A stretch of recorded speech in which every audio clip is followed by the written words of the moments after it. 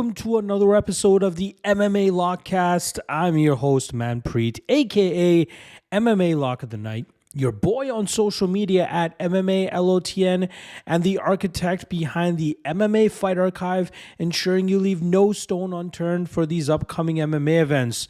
With over 5,000 fighter profiles for you to browse through and ensure you're getting as many direct links as possible to their prior fights so you know exactly what to expect when they step foot in the cage on the weekends. We got you covered on the MMA Fight Archive, covering 20 different promotions from all over the world. We got over 110 subscribers on the service as well, ranging from predictors, handicappers, analysts, commentators, fighters themselves.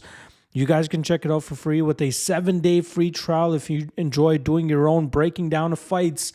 This is the best way to do it. Check out the MMA Fight Archive. Once again, the link in the description below. 7-day free trial. Take full advantage. All right.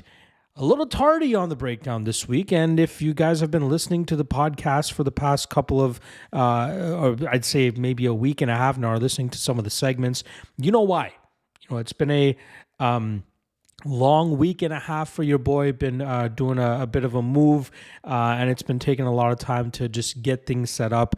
As you guys can see, still no video as of yet. I'm in the process of building up the studio, so I'm just going to stick with the audio until I can get that arranged. Hopefully next week, maybe the week after that. But one thing you guys can assure is that we should be getting back on schedule for this next UFC event. So, normal Sunday drops is kind of my deadline for these full card breakdowns, and then dropping a segment every day of the week after that, leading up to the UFC events, and then obviously getting back on track with the PFL breakdowns, Cage Warriors breakdowns, and all the other ones that I do for the YouTube page here. So I do appreciate the understanding and bearing with your boy. Again, it's been a long week and a half, so just building things out, getting settled, getting my my office space all set up is just taking a little bit. So and then obviously in turn my my free time to actually study up on these cards has been somewhat limited, which is why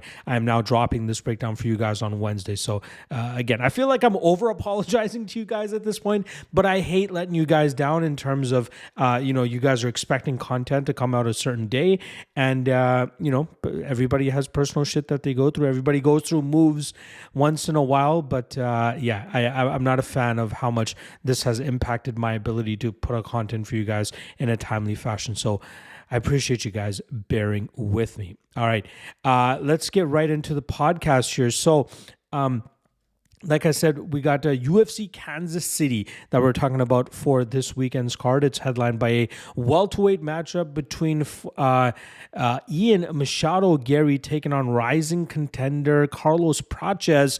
Very fun fight here. It's the third time the UFC will be visiting Kansas City, Missouri. Last time was back in 2 years ago, 2023, when Max Holloway headlined against Arnold Allen. And now this time around, they have a decent overall card that they're bringing to the table. A couple guys from the area, and then obviously some fun matchups. The main event, very, very fun matchup there, and the close odds there obviously indicate how close of a fight that could end up being, and I can't wait to break it down for you guys. Let's just quickly go over the last UFC events, Lock of the Night and Dog of the Night plays. Again, it's been a bad slump for the Lock of the Night play in 2025, but we do pick up a solid and much needed victory with Alexander Volkanovski, who was able to get in a little bit at minus 140-ish, but I also got in at minus 115 and was able to buy the dip successfully, and he becomes once again and new featherweight champion by defeating Diego Lopez. Yes, I was clenching my butt cheeks the entire time, hoping that Volkanovski wouldn't get chinned. There were a few scary moments there, but it showcased that he was the superior mixed martial artist that night, and he was able to get his hand raised, and we were able to cash a Lock of the Night play. I can't recall the record of our Lock of the Night plays over the last 2 weeks, but our record now is 15-17 on the year for a 47% hit rate. That is up from 44%, which was the last hit rate when I recapped it for you guys. So we are headed in the right direction, but there is plenty of time and to right the ship, get back into the profit, but it's going to be a slow and steady approach. For Dog of the Night play, we've been doing fairly well throughout the year, but we did lose on the one for UFC 314 as we had the Yair Rodriguez and Patricio Pitbull under 2.5 violence. Yair almost got the job done near the ending of that third round, but still it wouldn't have ended up mattering as it did go over that 2.5 round mark. And now that drops our dog of the night plays to 18-18 on the year for 50% hit rate. I think that's roughly about a 20% ROI. So I'm happy with the dog of the night. Again, you hit in 50% of the underdogs. That means you're cashing. So let's see if we can keep that trend up and hopefully finish even further in the green come the end of the year. All right, reminder, there are a couple other events going on this week. We obviously have UFC Kansas City on Saturday, but in the lead up to that, on the same day, we got 3 European events going down. We got KSW 105, Cage Warriors 188, and Octagon 70, all which I will be covering on the Lock of the Night Patreon page in written form. I'll have track plays for that as well, so you can check the link in the description below for that. Or you can wait until Friday, actually, for the Cage Warriors YouTube breakdown I'll be doing in the form of the Legacy Warriors podcast, but I will not have any YouTube content for KSW or Octagon. That is strictly on the Lock of the Night Patreon page. So if you want to get in some early action before the Kansas City card, that's exactly how you will be able to do so. All right. That's pretty much a wrap on the intros here, a little bit longer than usual, just explaining myself in regard to the tardiness of this this podcast dropping for you guys.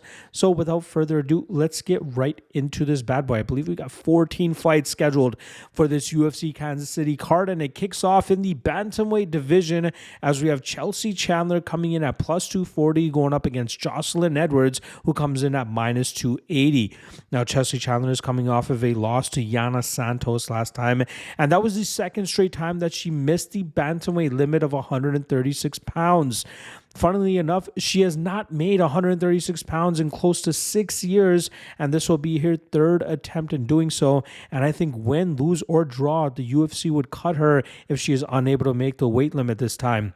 She is a bigger, thicker woman for this weight class, so I don't blame her. But you definitely got to master that cut to 135 pounds, as that is a big part of your job before you step foot in the cage. She comes from Stockton, California, and you can expect a similar, Stockton type of fighting from her, where she just likes to brawl. She likes to move forward, likes to throw a lot of shots. Not really that great technically speaking. She is physically strong, which has helped her in some of her fights, specifically against Yulia Stoliarenko and Josiane Nunes, where she was able to enjoy a ton of top control time and was able to even land down big shots against Stoliarenko to eventually get that TKO victory. She is 34 years old, so that's something to keep in mind here as she gets up there in age, and also, only 9 fights into her professional career. I just don't think she's all that high level. She's strong and she's bullying, and she might be able to utilize that against a certain level of opponent to still come out victorious, but still not a fighter that should be, or at least I would be super happy to invest some money in. On the flip side, we got Jocelyn Edwards, who's coming off of a dominant victory and ultimately a finish over Tamiris Vidal with about 30 seconds left in that fight. It is always good to cash a round 3 prop, and I'm proud to say that I was able to do that with Edwards last time around, and that fight was back in October. And that also slapped a 2-fight losing streak that she was on, where she lost to Nora Cornol as well as Eileen Perez. Both those fights where she got a little bit out-bullied and out-muscled pretty much in a lot of these spots, and she was unable to get off on her game. She has some decent jiu-jitsu off her back when she wants to be aggressive. She normally utilizes a very solid striking game with good movement, good head kicks, and good combinations. And I wish she would just land with a little bit more ill intent to at least get some more respect from her opponents. Now, in this matchup against Chelsea Chandler, I do believe Edwards deserves to be the favorite, but minus 280 is a little bit too wide. There is absolutely a possibility that Chandler can grab this fight and take it to the ground. And similarly to what Eileen Perez was able to do, maybe Chandler can grind out Edwards from that top position. She'll be the stronger woman, but it will come down to the technical game of Edwards to try to get out of those bad spots, whether it's utilizing her takedown defense or just quickly working back to her feet where she can implement her striking advantage.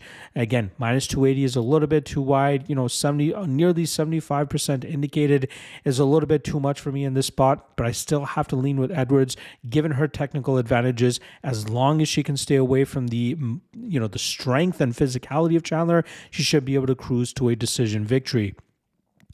All right, next up, we got Timmy Cuamba coming in at plus 105, going up against Roberto Romero, who comes in at minus 125 in this featherweight matchup. We'll start off on the Cuamba side, who is winless in the UFC thus far. He did pick up a Contender Series victory back in 2023 and was not signed that night, but after picking up a knockout victory for the LFA or Tough Enough promotion, he was quickly signed as a short notice replacement against Balaji Oki and put up a valiant effort, but ended up coming up short. Even in the following matchup against Lucas Almeida, he got cracked a few times in the first 10 minutes, but managed to at least rally back in the third. But unfortunately, it was too little too late by then, and he ended up coming up short by decision. He is a guy that largely leaned on his wrestling earlier on in his career, but as it started to move on, he started to rely more on a perpetual movement, lateral movement type of game, staying very mobile, using kicks and blitz attacks to hurt his opponents at opportune moments. But as we've seen in the Oki and Almeida fights, guys are starting to time his entries, which ultimately cause him to get hit with big shots. But as we saw in the third round of the Almeida fight, if he can get takedowns, things can be a little bit easier for Cuamba, considering how effective it was earlier on in his career to utilize that style. He's going to have to utilize that here as he takes on a very aggressive Roberto Romero, who is coming off of a short notice UFC debut against David Onama. Talk about a tough debut taking on a guy like Onama, who I'll be talking about later on in this card. But Romero was giving everything he had to Onama, and it just was not enough. Onama was able to land with a little bit more speed and a little bit more power, but the toughness and durability of Romero allowed him to stay alive in that fight pretty much and still see the scorecards. But ultimately, that's exactly where he ended up getting swept. He trains out of the Team Oyama camp and has had some good training partners and good guidance, and he's still just 25 years old, so I wouldn't, completely count out any improvements that we could see from him in his next few fights. I think at his best, he likes to dictate the pace, move forward, rush his opponents, and utilize a lot of output and volume to try to break his opponents. And even inside the clinch, he likes to utilize a lot of dirty boxing and wear his opponents down. Unfortunately for him, I think he's fighting a quicker and a little bit more athletically gifted Timmy Cuamba. I think if Cuamba learns from his fight against Lucas Almeida, he'll look to utilize more wrestling here, mixed in with that perpetual motion that we often see him in. And I think that will keep Romero guessing more often than not and utilize that aggressiveness against him. I think we'll see Cuamba mix the levels or change levels when he needs to land takedowns, or mix it up with some strikes behind it and then go for a level change and look for takedowns from there. I think Cuamba has solid potential. It's just about utilizing the perfect game plan to get his hand raised, and I think he can do that here against Romero, and that's why I'm going to be taking Cuamba to win this fight by decision. All right, next up in the strawweight division, we got Jacqueline Amorim coming in at minus 800, where she goes up against Poliana Viana, who comes in at plus 550. Amorim came up short in her UFC debut against Sam Hughes after not being successful early in that fight with her BJJ approach. That allowed Hughes to really start running away with that fight in deep water to pull off the decision victory. However, since then, Amorim is now 3-0, finishing all three of those fights over Montserrat Ruiz Conejo, Corey McKenna, and most recently Vanessa Demopoulos. That Demopoulos fight does have a little bit of controversy behind it due to the glove grab that we saw from Amorim that eventually set up that armbar. But I think that Amorim was eventually going to be able to get those positions when she needed, and that would have led to the submission finish regardless. Amorim is a highly decorated BJJ black belt who, even before her her MMA game, was very dominant on the BJJ scene, which is why she now has a 9-1 record as a professional mixed martial artist. Mixing the fact that she's only 29 years old and trains out of a great gym, I think the sky's the limit for her if she can continue to really mesh her striking game and her wrestling so that they can get to the BJJ a little bit quicker and be even more dominant. She's going up against a BJJ specialist here in Viana, who unfortunately rides a 2-fight losing streak. 16 of her 20 fights have finished inside the distance, so it's safe to say there's violence expected whenever she steps foot inside the cage. Obviously, she wants to get fights into the grappling realm where she can throw up submissions or at least threaten with some ground and pound from there. As in the striking realm, she just throws with a little bit too much reckless abandon, which allows opponents to counter her effectively or change levels and easily get fights to the ground. And that's usually been the issue for her when she faces these other BJJ and grappling specialists. They're able to get her to the ground with relative ease, and then from there, they're able to shut down her submission game and just pretty much have fun from that top position, either cruising to a decision like Tabitha Ricci did, or submitting her like Yasmin Lucindo did, or TKOing her like Jillian Robertson did back in January of 2024, which was the last time we saw Viana in action. Unfortunately for Viana, she's really up against it here in Amorim, and I think Amorim will have solid success taking this fight to the ground and eventually finding a submission within 10 minutes. There's a reason I have high confidence here, and I honestly pay close to 90% here on Amorim, minus 900. I think Viana is just not dangerous enough in the striking realm to cause Amorim problems. She might be able to land a punch or two, but I think Amorim will be able to change levels at opportune moments, get this fight to the ground, and from there, I think Viana is going to struggle tremendously dealing with that crushing top pressure of Amorim, eventually leading to the submission win for the BJJ specialist. All right, very fun matchup up next here in the bantamweight division as we have Malcolm Wellmaker coming in at minus 115, going up against Cameron Saaiman, who comes in at minus 105. Now, Wellmaker has an undefeated 8-0 professional record, and it only took him 2.5 minutes to knock out Adam Bramheld on the Contender Series this past season to earn him that contract to get into the UFC. He trains out of Augusta, Georgia, out of a smaller, lesser-known gym, but it's clearly worked out for him because he's has a spotless record. A lot of his wins coming by knockout. He does a great job in terms of utilizing his speed and his timing and accuracy to land those big shots and put those guys away. The way that he disposed of Bramheld was perfect, as Bramheld utilized a lot of aggressive approach, likes to utilize a lot of output, but Wellmaker perfectly timed in a right hook over I believe it was the lead hand of Bramheld, and that landed the big shot that ended up to faceplant Bramheld there, leading to Wellmaker getting his hand raised by knockout there. His defensive grappling is pretty good. Obviously, we haven't tested against higher levels of opponents, but I think it is at the level that it should work out for him through his first couple UFC fights. And he's probably going to get a challenge here against a guy in Cameron Saaiman, who's looking to snap a 2-fight losing streak at the hands of Christian Rodriguez and Peyton Talbot.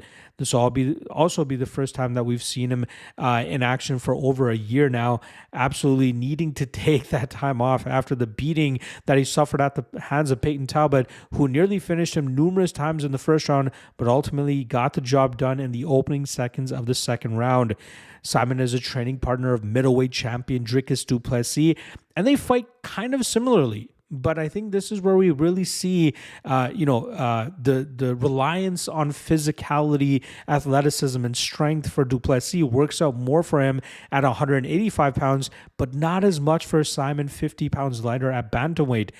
We know that the lighter you go in weight classes, the more that technique and discipline often has to do with your level of success. And I think that's why we're seeing Saaiman start to come up short in the UFC. We saw him go 9-0 to start his professional career, including a couple of those wins coming in the UFC.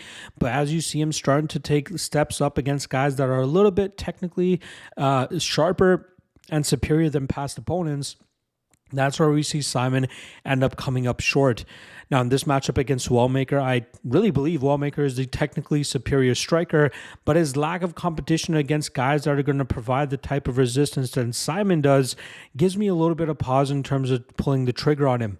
I've also been burned in the past by guys coming off the Contender Series looking like complete killers and then falling short in the UFC, most notably Louis Gurul a couple weeks back against Ode Osborne, who was a lock of the night play for me, and to kind of get stumbled in that part, or at least having to rip up that ticket on Gurul really is making me second think these Contender Series spots and having uber confidence in them. I'm still going to lean with Wellmaker, as I think that his defensive grappling will allow him to keep this fight in the striking realm. He does leave a few openings in the striking that Saaiman might be able to capitalize on, and he has enough pop on his shots to, if Wellmaker does have any chinks in that durability, I think Saaiman could take advantage of it, which is why I have the hesitancy that I have in Wellmaker. And even though I'm picking him to win this fight by knockout, I think my favorite prediction for this fight would actually be the under 2.5. I think both of these guys bring the heat in the striking realm, and given the aggressive nature of Wellmaker's style, I think Saaiman could make this a little bit of a brawl, which will ultimately lead to him getting knocked out. And again, the under 2.5 being my favorite spot in this fight. But in terms of a prediction, I'm going to go Wellmaker and Wellmaker by knockout. Sticking with the bantamweight division, we'll talk about a little bit more of an experienced pair here, as we have Blackshear coming in at minus 460, going up against Alatengheili, who comes in at plus 350. Now, starting off on the Blackshear side of things, he was on a 2-fight losing streak at the hands of guys like Mario Bautista and Montel Jackson, but he now finds himself on a 2-fight winning streak, with both of those wins coming by submission. He was able to club and sub Cody Saaiman, then eventually get that Kimura against Cody Gibson not too long ago, which is leading him to this matchup against Alatengheili. Blackshear is a BJJ black belt who is trained out of a smaller gym in Florida, but seems to have mixed it up as of late in recent years, going to Thailand to really sharpen up his Muay Thai skills, to doing a full training camp at Killcliff FC, and now seemingly joining forces with the Onyx Gym up there in Denver, Colorado, which has mainly been known for guys like Justin Gaethje, Kamaru Usman, and Archie Kogan, all under the guidance of Trevor Whitman. He obviously very strong with the grappling, has some solid wrestling. Although he can be out-wrestled himself, that's a little bit of a concern in this matchup. But he also throws big shots on the feet to try to get the respect of his opponents so that he can eventually get them to the ground, where he ends up doing his best work. Now he's going up against Alatengheili, who's 3-1 over his last 4 fights. That last one against Clayton Rodriguez, an upset victory, and a very impressive win for Alateng, who finally went back to his wrestling, which has been the key for his success ever since stepping foot inside the octagon. Combined over his 5 UFC wins, he's landed 12 total takedowns and accrued close to 8.5 minutes of control time in his last fight against Clayton Rodriguez.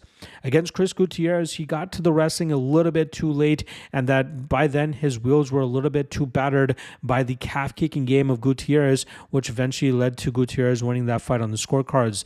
But when Alateng gets to that grappling sooner than later, things can be a little bit more successful for him. And that's something that he can find success here against Blackshear. I think Blackshear is the better BJJ specialist, but Alatengheili comes from a national wrestling background, but also trains alongside Henry Cejudo and has great game planning down there at Fight Ready. I'd think twice about parlaying Blackshear in the spot, as I'd put him closer to about minus 200, minus 230, rather than this current minus 460 line. The spot that I'm liking the most, though, is the over 2.5. I think this is a matchup where both guys are going to be struggling to jockey for position and try to establish some grappling dominance, but I don't think either guy will control a whole lot of moments here. I am going to lean with Blackshear landing some more damage, maybe even threatening with a few submissions, and I think that would be enough for him to get his hand raised here, but I really think it comes on the scorecards with Blackshear just getting more damage and a little bit more control. But I would think twice about parlaying Blackshear in the spot. All right, next up in the featherweight division, we got Chris Gutierrez coming in at minus 140, going up against John Castaneda, who comes in at plus 120. Now, these guys were scheduled to fight a few weeks back, but I believe it was an illness to Castaneda, which canceled the fight. But it's clear the UFC wanted to put these guys together, thus here they fight once again, and it's actually going to be taking place at featherweight even though both these guys normally fight at 135 pounds. Now, starting off on the Gutierrez side, it's been a little bit of a roller coaster over his last 5 fights. He sprung onto the scene after that nasty knockout victory over Frankie Edgar, but ultimately got muzzled by the pace and pressure of Pedro Muniz. He bounced back with a solid victory over Alatengheili, where he utilized his usual calf-kicking game to shut down Alateng's game, but then ultimately was outpowered and outgunned by Yadong Song in a main event showcase a couple months back. He did manage to bounce back with that win over Kwang Lee, where he showcased his usual style. He was, I think it was 1-1 going into that third round, but we saw enough work from Gutierrez in that third round to end up getting the win. I know he's 35 years old still, but he's just perfected his style as best as he can, and that's just utilizing a lot of calf kicks, a lot of movements, and when his opponents get frustrated and crash the pocket, he utilizes straight 1-2s down the pipe to make them pay for it.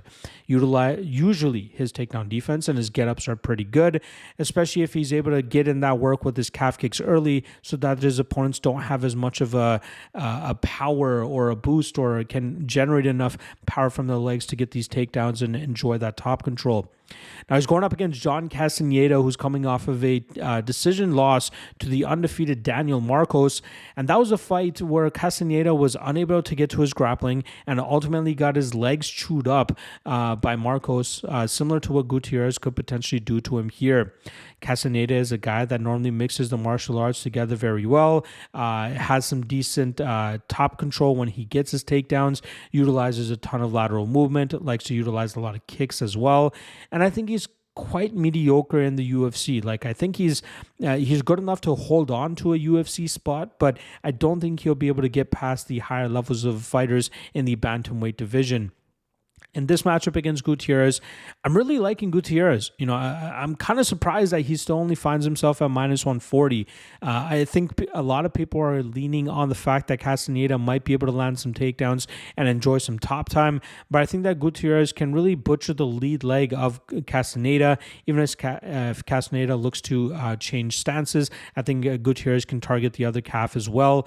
I really like Gutierrez in the spot, and I don't know if I'm missing something. I don't know if I'm underestimating Castaneda, but seeing this line at minus 140 is very surprising to me, considering we've seen Gutierrez often as a very chalky favorite, even in that Pedro Muniz loss that he had. John Castaneda is not Pedro Muniz. I don't think Gutierrez has a lot of power and pressure to worry about here. I think he can just slowly chip away at that lead calf of Castaneda and let the rest of his work do the talking. So I'm going to go Gutierrez here. Gutierrez by decision. But yeah, should be a fun fight and interesting to see who's going to be able to implement their style most effectively. All right, next up, in the lightweight division, we got Evan Elder coming in at minus 190, going up against Gage Young, who comes in at plus 170. Now, Elder was scheduled to face a different opponent on this card, but unfortunately that fighter pulled out, and in steps Gage Young, so Elder can still go out there and compete. Originally, Elder was a member of the Killcliff FC FC team down there in Florida, but he moved to Las Vegas in the last year or so and has completely set up shop at the UFC PI and has also been getting some solid training in over there at Syndicate MMA.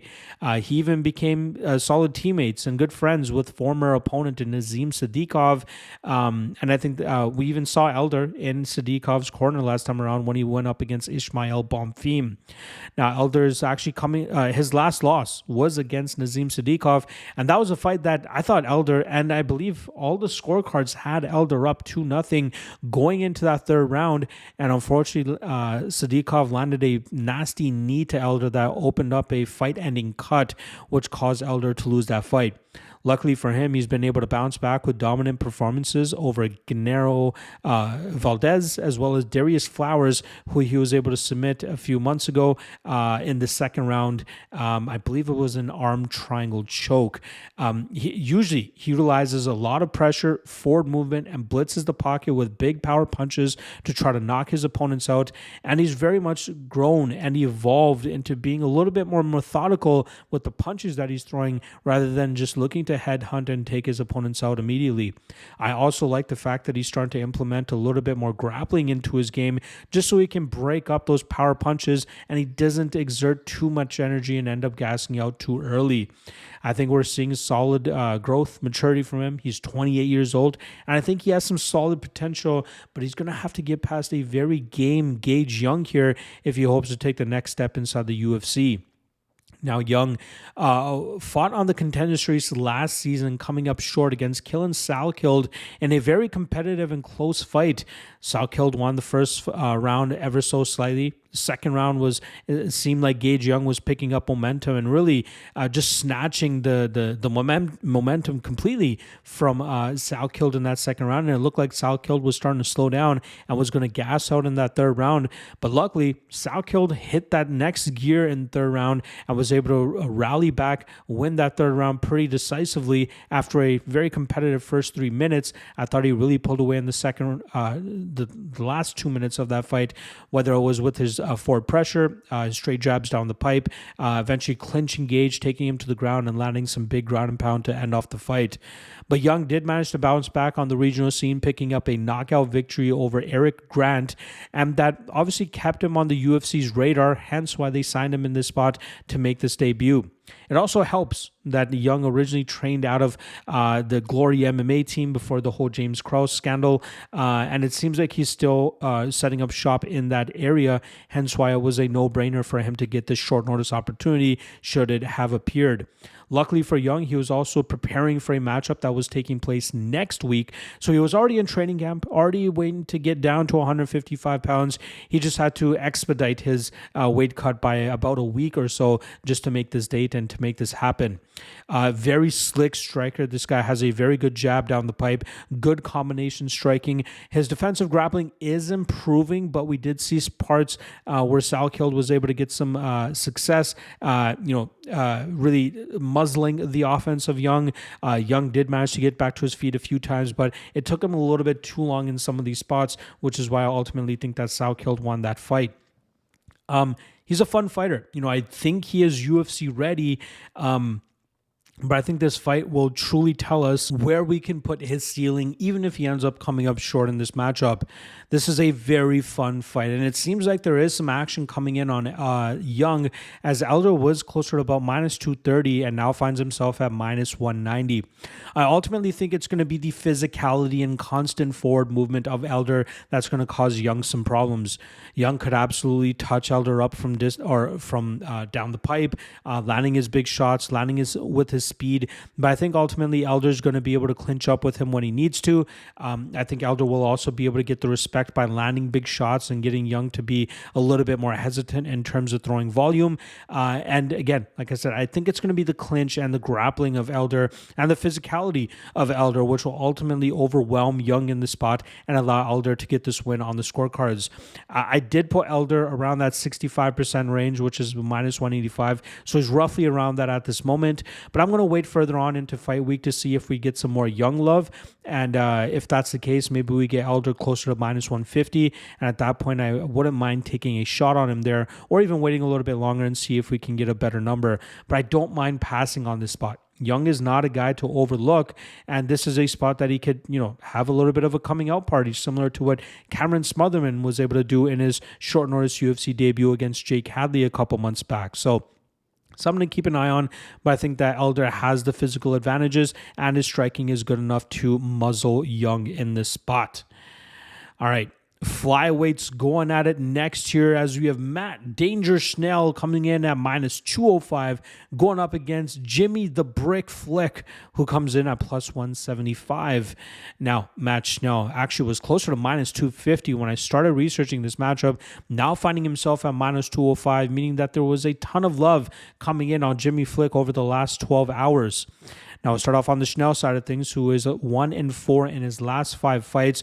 Not the greatest of runs, but he always brings the entertainment. He always brings the fire, and I think that's the reason the UFC has decided to keep him around and give him this fourth opportunity to try to save his UFC career. He's been finished in 8 of his 9 losses, but has also shown the ability to battle back from adversity, just like when he was able to defeat Sumudarji in his last victory. That was a fight where he was nearly put away in the first round and even in the second round, but ultimately he was able to get that position he needed to get the submission to get that victory over Sumudarji. It seems like he's gone down to Mexico to train at the PI alongside Brandon Moreno and Edgar Chairez, who fought just a few weeks back, and he just turned 35 in January, which is something to keep an eye on, especially with a guy fighting down at flyweight. Tight combinations, slick submissions when he gets the opportunity, but his defenses in both of those disciplines has been tested, and people have been able to take advantage of it, which is why, like I said, 8 of his 9 losses coming by finish. This is somebody definitely a little bit vulnerable in some of those spots. Now, Jimmy Flick did decide to retire back in December of 2020 after his first UFC win, submitting Cody Durden. And then January 2023, as we expect with most mixed martial artists who decide to retire a little early, they decide to come back into the fold, and that's what Jimmy Flick has done. Unfortunately for him, he's 1-3 over his last 4 fights since returning from retirement, with those losses coming to Charles Johnson, Alessandro Costa, and Nate Maness. We know the Brick is a very solid BJJ specialist who does a great job of establishing top position when he can get opponents to the ground, and once he gets them there, it's not often that you see opponents work back to their feet. He does such a good job in terms of creating no space between him and his opponent while also transitioning from position to position so that he can finally get to a spot where he's able to find a submission victory. 15 of his 17 wins have come by submission, but it's been his lack of striking that has often gotten him into trouble. Many fans and bettors were surprised that Nate Maness was unable to finish him, which showcased maybe a little bit of the improvements that Flick has been making in terms of just walking forward, applying pressure, shooting some takedowns, but also being a little bit more defensively responsible. Now, when I initially saw the line for this matchup, I was very surprised to see Matt Schnell all the way up at -250. He's surely the better striker, and he might have a good enough jiu-jitsu game to compete with Jimmy Flick should this fight hit the mat. But this is a guy that will make some mistakes if there is enough chaos being brought, and I believe Flick is dangerous enough in the BJJ game to make Matt Schnell pay for that if that ends up being the case. I know a lot of people like to shit on Flick, especially after those performances he had against Charles Johnson and Alessandro Costa, where he looked a little bit too helpless in the striking realm. But I think we're seeing slow improvements from him where he's able to survive a little bit longer on the feet and create opportunities to finally get fights into the grappling realm. Here against Schnell, I'm going to take a hot take. I'm going to go Flick. As I think that he can do a good enough job in terms of staying safe in the striking realm, dragging Schnell into the grappling realm, and then eventually from there being able to find that submission win. I think this is something that he can do within the first 10 rounds, or first 10 minutes. Could you imagine 10 rounds between these guys? The first 10 minutes between these two, and I think Flick will eventually find that submission, force the tap, and get back to his winning ways. All right, next up, we got a middleweight matchup here between Ikram Aliskerov, who comes in at -500, going up against Andre Muniz, who comes in at +375. Now, these guys have been scheduled a few times, and it's obvious that the UFC has wanted them to go against each other. Knock on wood. Hopefully they're both able to make the scheduled date this weekend, as originally I believe it was an injury and then visa issues that caused Muniz some troubles. Just looking at his Instagram page, it seems like he's made it to Kansas City with no issues. So at least we don't have to worry about one half of those reasons coming to fruition once again. But it will be interesting to see these guys throw down. Aliskerov came into the UFC with back-to-back knockout victories after earning his contract to the Contender Series. In his first 2 UFC fights, he knocked out Warley Alves and Phil Hawes, and that led him to that ultimate matchup against Robert Whittaker in a main event slot last year in June. Although Aliskerov has been scheduled to take on high-level opponents like Paulo Costa and even Anthony Hernandez, Nasruddin Imavov, all of those matchups fell through, and then he got this short notice opportunity to face Whittaker, and he just couldn't pass up the opportunity. Maybe he should have, though, as he ended up getting knocked out in just about 2 minutes as Whitaker was able to style on him on the feet and eventually find that big shot to put him away. Now, Aliskerov is a guy that normally likes to rely on his grappling to muzzle and nullify his opponent's success, but I believe we saw him get a little bit too confident in his striking after those knockout wins of Phil Hawes and Warlley Alves. Aliskerov has definitely evolved from the fighter mainly known as being Khamzat Chimaev's toughest test before coming to the UFC, and I think he's still good enough to at least carve out a legacy of his own. Will he ever be able to fight for a title? Probably not, but I think that this is a guy that can still be a top 10 middleweight inside the UFC. Now, for preparation for this matchup, he's been training at American Top Team alongside Abus Magomedov, who also competes on this card. And I think it's a great thing for him to be competing or at least training alongside somebody that high level in preparation for this weekend's event. Now, Andre Muniz is a guy that a lot of people were very high on, especially after his nasty victory over Jacare Souza a couple years back. That often made Andre Muniz a big-time favorite in a lot of his fights, even when he went up against Brendan Allen and got pretty much nullified that entire time and eventually submitted later on in that matchup. That led to him even getting knocked out by Paul Craig, which was not a good look for Muniz either. Now, in his last matchup, he picked up a split decision victory over Jun Young Park in a highly controversial win, I should say, as it seemed like a fight that was pretty much 1-1 going into that third round. But I thought round 3 was for Park. I thought round 2 was for Munoz, and I think the first round should have gone the way of Park, considering he was able to land way more damage in the last 45 seconds of that round than all the control that Munoz was able to accumulate. But regardless, Muniz is coming off that split decision win from December of 2023 and looks to get another winning streak going this weekend. Unfortunately for him, he has a horrible stylistic matchup, as I think Aliskerov can do a good enough job in terms of shutting down the grappling of Muniz, even the chain wrestling attempts of Muniz, and from there make him pay for his work on the feet. Even if Aliskerov looks to take this fight to the ground, I think he can shut down the BJJ game of Muniz, and from there I believe he can slowly work Muniz down and eventually find that TKO victory. Minus 500's not too bad for this spot, in my opinion.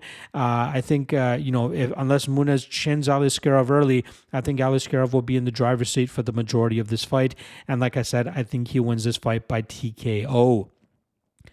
All right, moving over to the welterweight division, we got Randy Rude Boy Brown coming in at minus 250, going up against Nicholas Dalby, who comes in at plus 210.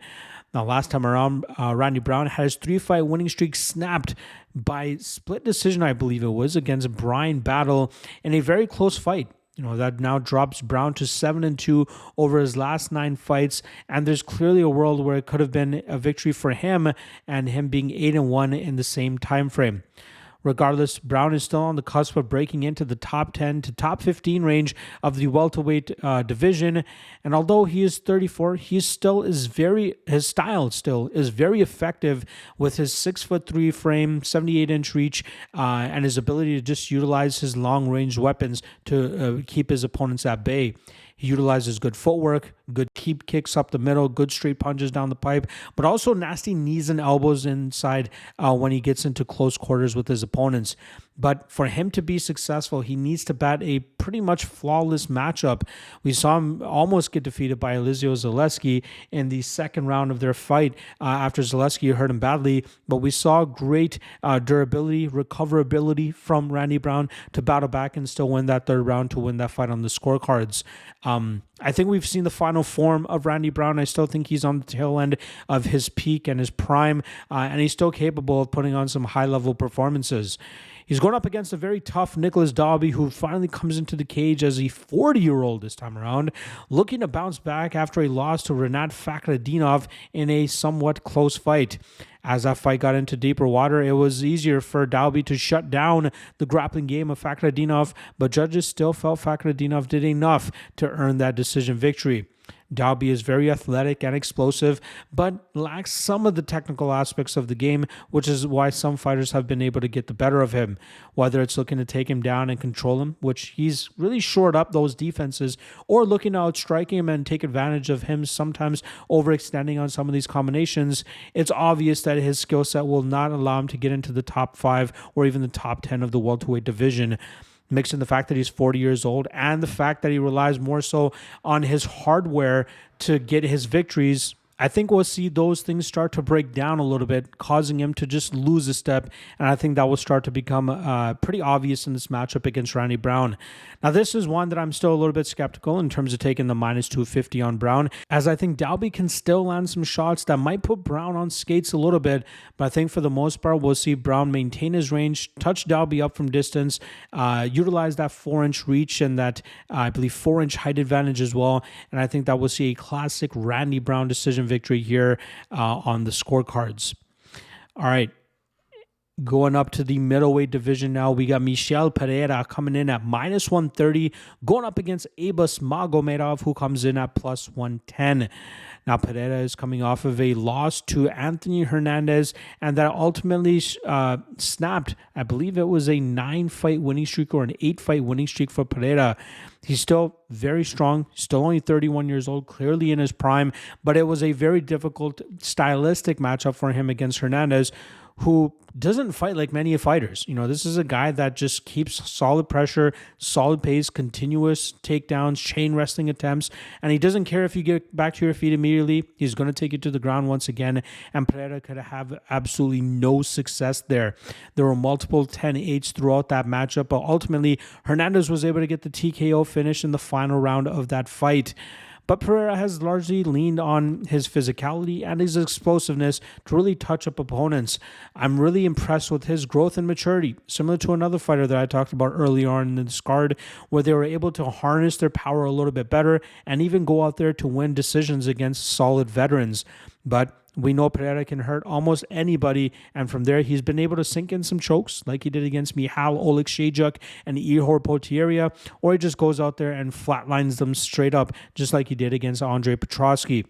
I think that he is still capable of being a top 10 middleweight, considering the physical capabilities he brings to the cage, and it just comes down to the stylistic matchup he has ahead of him to determine whether he'll be successful or not. He goes up against a tough Abus Magomedov, who was 1-2 through his first 3 fights with the UFC, but now finds himself on a 2-fight winning streak with a decision victory over Warley Alves and then a submission victory over Bruno Ferreira last time around. Magomedov is a guy that largely leaned on his striking, his diverse set of skills there, where he was able to touch opponents up with his hands and his kicks, even knees and elbows. But we also have seen him lean on his grappling in his last 2 fights to save his UFC career, but also get himself on this winning streak that he's on. I think Magomedov is a very solid grappler, but I don't think he has the type of grappling that we saw from Hernandez.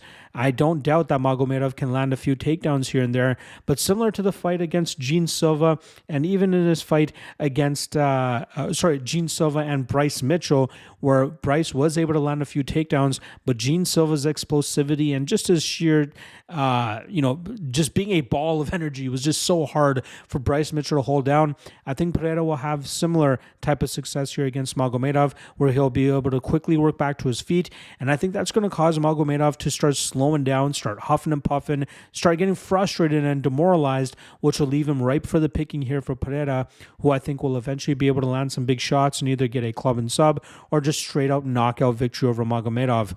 I get it. Pereira did not look good against a grappler last time against Hernandez, but just as I said at the beginning of this breakdown, there is no other grappler like Hernandez. Magomedov cannot keep up the pace, nor the pressure, nor the cardio that Hernandez was able to keep up. And although Magomedov might have success early, I think that will be short-lived as Pereira starts to dictate the pace here and eventually land a big shot to put Magomedov away.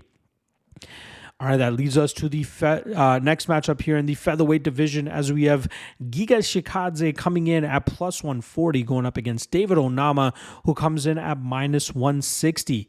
Now, Chikadze is coming off of a loss to Arnold Allen last time around in a fight where he didn't look that bad early. He actually won the first round, I believe, on all three judges' scorecards, but ultimately the pace, or at least the pressure of Allen, was starting to catch up to Chikadze, and we saw Chikadze start to slow, which led to Allen landing bigger and bigger shots as the fight went on, and ultimately allowing Allen to win that fight on the scorecards. Chikadze is losing a little bit of a step, and it's obvious when he's fighting guys that can kind of match him in the striking, but also land with a little bit more emphasis. Obviously, Cater was able to slow Chikadze down and win that fight on the scorecards, as Chikadze was just tired as hell from dealing with grappling. And then Allen, like I said, utilized a pressure striking approach to really wear Chikadze down. He's also 36 years old, something to keep in mind there. And he goes up against a streaking prospect here in David Onama, who now finds himself on a 3-fight winning streak after that unfortunate loss to Nate Landwehr a couple years back. With the knockout victory over Gabriel Santos, a hard-fought victory over Jonathan Pierce, and then a shellacking of Roberto Romero, I think Onama is more than prepared for this matchup against a former main eventer. I think I've really talked down on him in the past in terms of him just being a gassy power puncher, but just like Michel Pereira, this guy's done a great job in terms of honing his mixed martial arts game, utilizing his power a little bit more effectively, and also showcasing some solid grappling chops where he can buy himself some time to catch his breath or even land some effective shots from top position to even set up some submission opportunities for himself. I think he's a very skilled fighter, and at 30 years old, slowly coming into his prime. And I think this matchup with Chikadze is coming at the perfect time for him. With Chikadze slowing down a tad and Onama clearly being in the best form of his career, I think this is a spot where we'll see Onama really touch up Chikadze. Onama's going to have to shut down the consistent jab of Chikadze, whether that's with throwing big power punches in return or looking to get this fight to the ground. I think Onama has most of the advantages, especially once this fight starts trickling into deeper water. I like Onama to land more damage over the course of 15 minutes to get his hand raised on the scorecards. All right, next up, co-main event time here, as we have light heavyweights throwing down, as we have the retirement fight for 58-fight veteran, and when it's all done, 59-fight veteran Anthony Smith, who comes in at plus 375, going up against Yang Mingyang, who comes in at plus 500.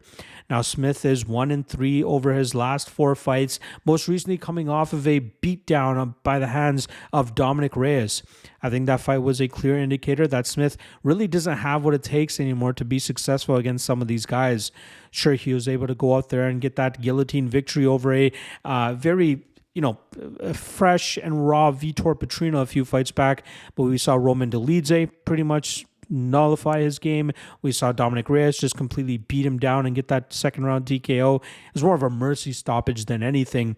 And I think that Smith realized that, he's just not in the form to be successful. And is it really worth, losing some more brain cells fighting it this late in his career with 58 fights already under his belt? I think it's a good decision for him to hang up the gloves. And I think we could see a very, aggressive version of him. He's largely been a deceivingly big light heavyweight. He's 6'4", 76-inch reach. If I'm not mistaken, he used to fight at middleweight back in the day as well in his Strikeforce days. But he's a big fighter, a ton of experience. BJJ black belt, has some stinging power in his shots, some very sneaky submissions up his sleeve as well. And just as we saw against Petrino, he can catch some of these younger guys in some spots that they're not expecting, and he can obviously force the tap or at least get the finish there.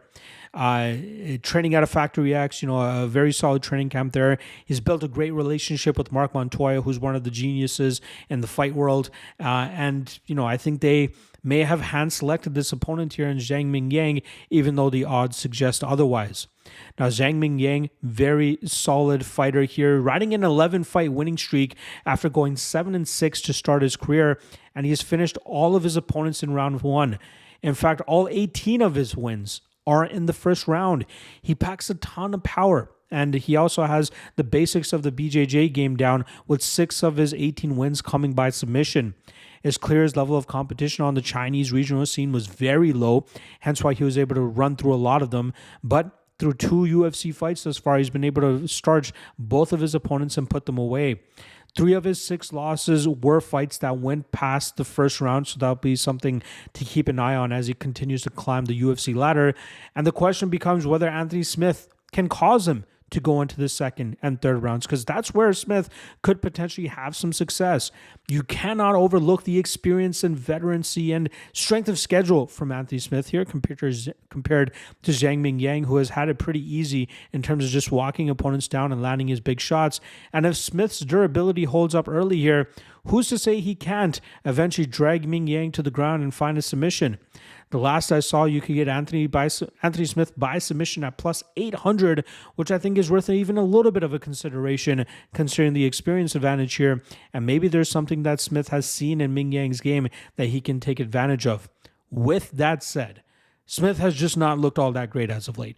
And I think that this is a matchup where the fighter with 10 years of a youth advantage could utilize his speed and his power to really land those big shots and get Smith out of there. But at minus 500, I want nothing to do with that line. Even the chalky Zhang by KO prop, I want nothing to do with that either. The only thing that I'd be interested in investing in here is Smith by submission at that juicy line that I just said. Otherwise, I'm more than happy with passing on this. But in terms of an official prediction, I'm going to go Zhang and Zhang by knockout.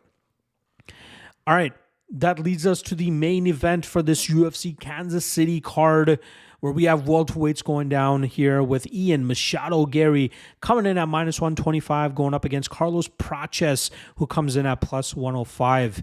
Now, originally, Prates was scheduled to fight Jeff Neal back at UFC 314. Unfortunately, an injury pulled Jeff Neal out of that matchup, and Garry was more than happy to take this main event opportunity against Carlos Prates and test the streaking contender here. Now, last time around for Garry, he was in a co-main event 5-round spot against Shavkat Rakhmonov back in December, as that would have determined the next challenger for Bilal Muhammad. Obviously, a little bit of an injury to Rakhmonov has now given that to Jack Della Maddalena. But regardless, Garry can insert himself back into title contention should he get his hand raised this weekend. Now, he had an undefeated record leading up to that Rakhmonov fight, and he had some good moments in that fight. You know, when they were at distance and he was able to maintain his range, he was able to land some good shots. He did eat some shots himself, but his durability has pretty much been, decent throughout his career outside of that scare against Kenan Song. It's just when he was getting pinned against the cage by Rakhmonov, who seemed a little bit stronger and a little bit more physical, and that ultimately caused Garry a ton of trouble. But when he was able to get to range, he only lost that fight 3-2. I thought rounds 3 and 5 were the rounds that Garry was able to win. I think the majority of judges scored that fight or those rounds in his favor as well. But it's really his ability to maintain range and stick with that disciplined striking game. If his durability and recoverability continues to hold up, he can definitely find himself in a title fight sooner than later. And he's still just 27 years old. He's bounced around a couple training camps. Obviously a lot of out-of-cage issues with him have caused him some hardships, but he's pretty much settled down there at the Shoot to Box Diego Lima camp, which is why you often see Charles Oliveira in his corner in his recent fights. I'm glad that he showed off his grappling against Michael Venom Page, because a lot of people thought he was just a striker, but if you go back to his Cage Warriors days, this is a guy that can definitely grapple as well. Now, switching on over to Carlos Prates, who had a plethora of kickboxing and Muay Thai fights throughout his MMA career. Now we're seeing him very successful in the mixed martial arts realm, where he's earned a ton of performance and fight of the night bonuses, finishing every single one of his opponents inside the UFC. Last time around was a main event slot against Neil Magny, who he finished in the first round by just putting a barrage of shots together and eventually clipping him just outside, just by the temple, which flatlined Neil Magny and allowed Prates to win that matchup. Prates, a representative of the Fighting Nerds team, is obviously riding the success of that whole crew with Gene Silva and Caio Bahayo, even Maurizio Huffy, and these guys are doing it with style and some, being very popular while doing so. he's obviously famous for smoking a ton of cigarettes, but still being in tip-top prime shape. But I think that's something that might catch up to him as he starts to fight the higher levels of competition here. Nasty combinations, improving takedown defense. The confidence is it's pretty much sky high now for Carlos Prates. And I think he feels a win here over Garry could potentially put him into a title fight or a number one contender fight should he get his hand raised. This really seems like a fight that Garry's overall fight IQ and overall MMA advantages could really come to play. I know Prates is obviously the better technical striker, but I think Garry might be the better overall mixed martial artist, from his ability to mix this up in the clinch and even taking this fight to the ground. We have to see how good Prates' takedown defense is and if he can deal with a guy who has the fight IQ of Garry. Prates could absolutely keep this up and maybe start ticking away at Garry on the feet. But, Garry has some solid 5-round experience that he can lean on. Garry also, again, overall better mixed martial artist, in my opinion. He's a better BJJ specialist. And I think if he gets this fight to the ground, that's where he could finally have some success. Maybe get the back of Prates and get some control time there. Again, I'm a big Prates fan. There's absolutely a path to victory from there, hence why the odds are as close as they are. But, beating up on guys that are, very fragile, like Mitch Ramirez, Trevin Giles, Neil Magny, even at this stage of his career. I could see why people are so high on Prates, even including myself. But I think Garry is the toughest and best mixed martial artist that Prates has faced to date. And I think we'll see him face a little bit more issues than people are used to seeing him face. So I'm going to lean Garry ever so slightly here. I'm going to pick him to win by decision. Look for him to win more of the moments here. Look for him to shut down some of the Muay Thai and kickboxing of Prates. Look for him to mix up the game, with the clinch, with the grappling, with the striking. And I think people will be surprised at how much closer the striking is here than a lot of people are making it seem, considering, all the knockouts on Prates' record as of late. I think Garry is just a little bit more methodical, and I think he could counter Prates in some of these spots as well. And, just as people were counting out Magomedov Ankalaev striking with Alex Pereira, he had some moments. He was the one that had the biggest striking moment in that 5-round fight as well. Garry could potentially have some moments of his own here. And yeah, I'm going to lean with him, -125. Not a bad line either to take a little bit of a nibble there. But I'm completely open to hearing anybody else's perspective on Prates. I hope he wins. As a fan of the sport, I hope Prates wins. I love his personality. I love his persona. I love his fighting style. But I think that this is going to be a little bit difficult of a matchup for him to overcome. And I think we'll see Garry get his hand raised by decision. All right. There you guys go. Full card breakdown for UFC Kansas City. A little bit more long-winded. I'm trying to get my feet under me once again after a while away from recording some content for you guys. I know you guys like the longer form breakdowns anyway. For the guys that like the shorter form breakdowns, the quick picks obviously will still come out later this week. I won't have the graphics as I normally do just to save out on a little bit of time. But hopefully, we are back to our regularly scheduled programming next week for the next week's UFC card. But my YouTube channel will be getting barraged or bombarded with a ton of content over the next 72 hours or so with my usual segments. Not as pretty, like I said, it'll just be audio with maybe a still graphic or something. And then obviously Cage Warriors breakdowns will come out on Friday. And if you're looking for track plays and breakdowns for the other cards this weekend, you can find that on the MMALOTN Patreon page. All right. You guys are the best. Appreciate you. Love you. Hit that like, hit that subscribe, and I'll see you guys again probably later today for the top 3 lock of the night candidates. See you guys then. Peace.